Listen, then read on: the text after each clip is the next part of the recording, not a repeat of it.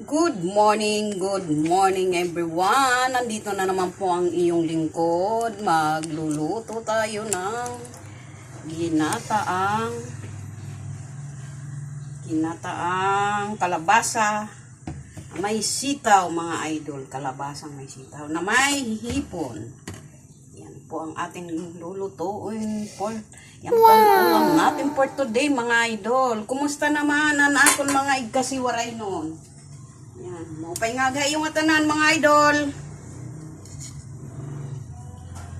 Igisa na tayo, nahin muna natin luya para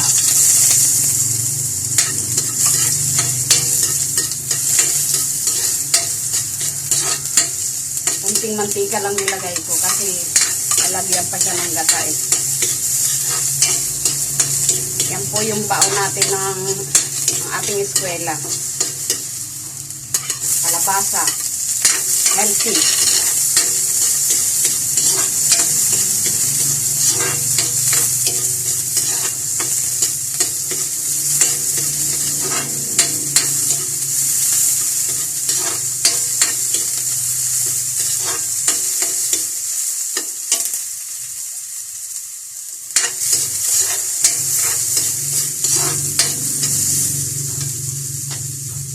Yan ang ating hipon. Inimay ko na, binalatan ko na kasi siyempre nasa eskwelahan, di yan maghihimay. Ayan, inimay ko na. At siyempre ilalagay na natin ang ating gulay para sabay-sabay na siyang maluto. Ayan.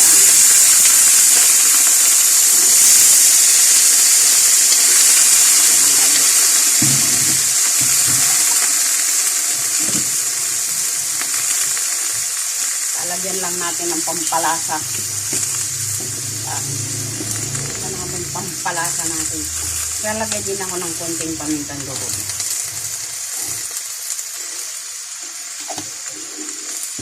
At ginisa flavor mix. Ginisa flavor mix naman na nagulay siya.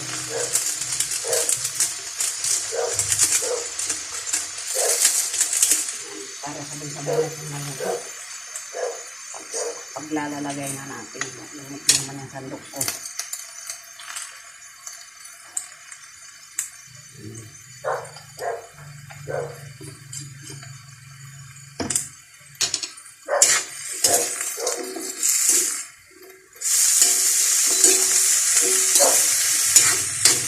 Ating ipantitimpla dito ay patis. Para masarap.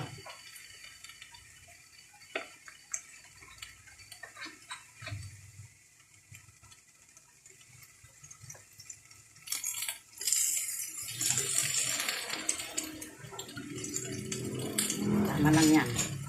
Mahirap yung umalat.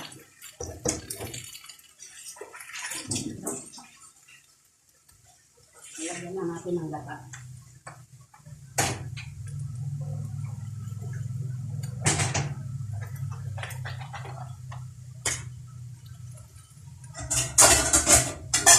Patipan natin pala kasi para maluto.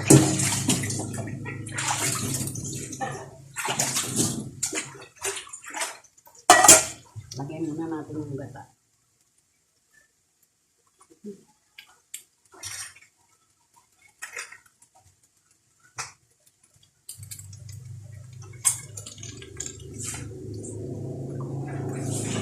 Lagyan na natin ang gata mga idol. Yung anak ko hindi masilan. Mahilig siya sa gulay.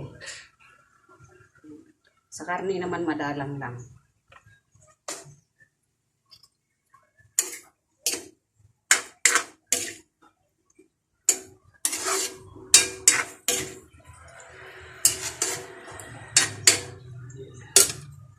At ilagay na natin ang sili, syempre. Tatakipan natin siya. Abangan nyo na lang mamaya mga idol pag naluto siya. Babay na po sa inyo. God bless everyone. Lagi po tayo mag-iingat. Mag-iwan ng bakas nang mabalikan ko po kayo mga idol. Maraming salamat po.